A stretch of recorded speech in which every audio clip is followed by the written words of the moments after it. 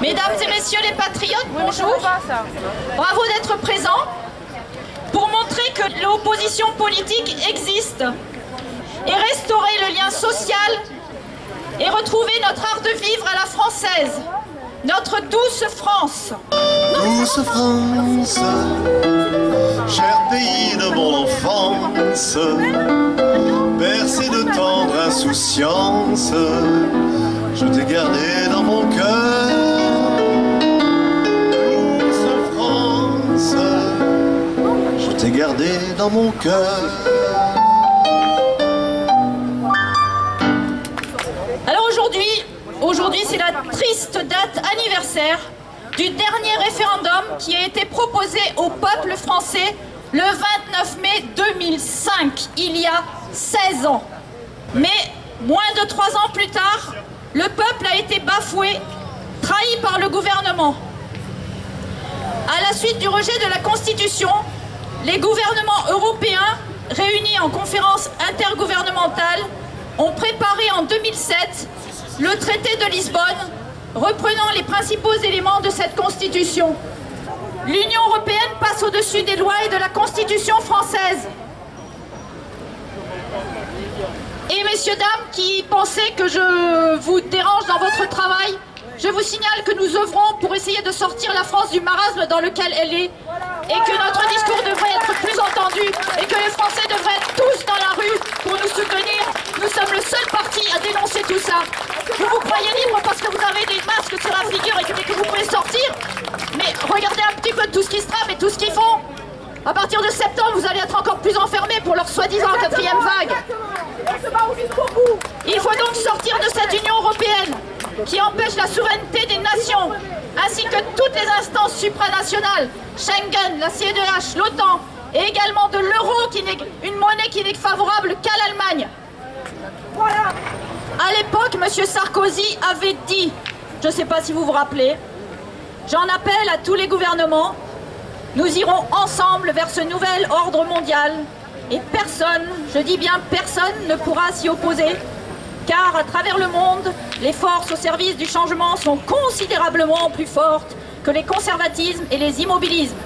Eh bien, c'est ce qu'on va voir. Français, levez-vous, que la France redevienne le pays de la liberté.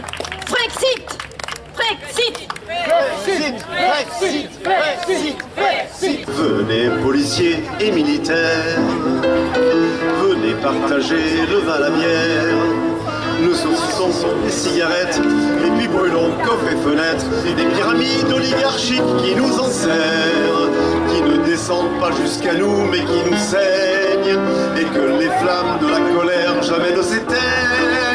En avant, patriotes pour la vie, brisons-les ces entraves qui nous lient, pour nos pères, nos enfants, nos anciens et la patrie souveraine et la liberté chérie. Il est temps d'arrêter la folie covidiste qui rapporte des milliards à certains pendant qu'elle ruine l'économie et la santé physique et mentale de millions de Français qui se croient de nouveau libres lorsqu'ils sont légèrement déconfinés et qu'ils ont encore des couvre-feux qui ne riment absolument à rien, comme si le virus s'arrêtait de circuler dans la journée ou qu'il circulait à partir de 21h ou 19h ou n'importe quelle heure que le gouvernement fixe.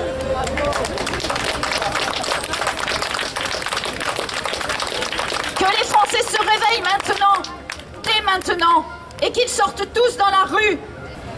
Et je vous demande de vous lever pour notre hymne national, la Marseillaise. Je travaille dans un EHPAD et ça a commencé par le fait que j'ai vu les conditions qu'on a infligées à nos personnes âgées. C'était tellement inhumain.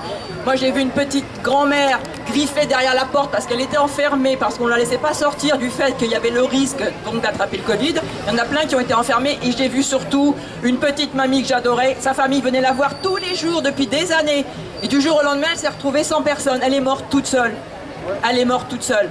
Sa famille n'a jamais pu la revoir et quand ils sont venus chercher le corps, la famille a juste eu le temps de voir le corps de sac spécial réservé Covid parce qu'elle a fait une fausse route. Ils ont dit non, non, c'est Covid. Et elle est partie comme ça, toute seule. Donc, Oui, alors je parle pas aussi du Rivotril qu'il y avait dans l'armoire à la pharmacie, hein, d'accord? En prison! Voilà. En prison! Alors ça a commencé comme ça. Et puis alors le pire, je crois, enfin le pire, pas le pire, mais peut-être la cerise sur le gâteau, ça a été quand une amie m'a appelé il n'y a pas longtemps, ça fait, allez, je dirais un mois. Donc elle m'a appelé au secours parce qu'elle travaille dans une structure où je travaille aussi et elle était perdue. Elle m'a dit, je ne sais pas quoi faire. Elle me dit parce que ma maman a été testée Covid anglais positif et elle est dans son lit depuis une semaine, elle a de la température. J'ai appelé 2 médecins. Les 2 médecins, le premier m'a dit, on ne traite pas le Covid. Doliprane, hôpital si ça va pas, je vous promets. J'y croyais pas quand on m'a raconté ça, c'est elle qui me l'a dit. Et elle m'a dit, le deuxième a quand même fait faire une radio, il y a des taches au poumon et il a dit la même chose. Si ça va pas, vous appelez le 15. Et sa maman voulait pas se faire hospitaliser, elle a dit, si je me fais hospitaliser, je vais mourir. Donc elle m'a rappelé, je lui ai dit, tu exiges un 3e médecin, tu exiges un traitement. Je connaissais un médecin qui traitait, heureusement. Ce médecin est venu, sa maman est sauvée. Mais là, je me dis quand même, il y a une aberration dans cette histoire qui est très simple, qu'un enfant de 5 ans peut comprendre. À partir du moment où on ne traite pas les malades, et à partir du moment où Castex continue à supprimer les lits pendant la pandémie, entre guillemets, expliquez-moi comment les hôpitaux ne peuvent pas être saturés. Or, le confinement, il a été basé sur cette histoire d'hôpital. On nous a confinés pour pas saturer les hôpitaux. Là, je comprends pas très bien la démarche. Là, alors, il y a, je sais pas. Bon, il y a un problème quand même. Donc ils sont entièrement responsables de la situation, notre cher gouvernement, d'accord? Et maintenant ils viennent nous dire qu'on va te retrouver avec des finances catastrophiques, etc. Mais avec tous les sous qu'ils nous donnent. Mais c'est eux qui nous ont enfermés, ils nous ont empêchés de travailler. Ils ont empêché les gens de travailler, ils nous mettent en faillite et maintenant ils viennent de nous dire que c'est de notre faute en plus bientôt. Voilà, enfin c'est tellement aberrant. En plus, il faut savoir que M. Macron se fait conseiller par un conseil américain qui s'appelle McKinsey, qui était embauché pour gérer la crise Covid, d'accord, la crise sanitaire. Il se fait payer très cher, c'est les plus chers. Hein. Si vous avez vu le film La Firme, c'est eux. Donc, et ces mêmes gens, je crois que le gouvernement, il a 28 cabinets comme ça de conseil. Alors je me demande pourquoi on paye nos énarques aussi cher alors? À quoi servent-ils? Et ces 28 cabinets de conseil, quand on voit les résultats, on se pose des questions quand même. Et il faut savoir que ces mêmes cabinets, ce sont ces mêmes cabinets, ces mêmes firmes qui ont accompagné les politiques d'austérité, de suppression d'emplois publics, de liquidation de services publics, et qui se voient aujourd'hui confier la mission de pallier à toutes les défaillances qui en résultent. Voilà. Et donc avec des tarifs exorbitants, que nous payons hein, bien sûr, et une efficacité qu'on peut qualifier de vraiment nul. Alors on se demande vraiment qu'est-ce qu'il y a derrière tout ça, parce que c'est pas possible qu'avec tout ça on devrait s'en sortir magnifiquement bien, non? Donc il y a un souci quand même derrière tout ça. C'est pour ça qu'il faut vraiment qu'on soit tous ensemble, que c'est ni la gauche ni la droite. Il faut arrêter tous ces combats, ça c'est du guignol, ça c'est guignol et Niafon qui se tapent les uns sur les autres. Et pendant ce temps-là on voit pas ce qui se passe au-dessus de nos têtes. Et eux ils rigolent bien, parce qu'eux ils tirent les ficelles. Et c'est nous qui nous faisons plumer dans ces histoires. Voilà.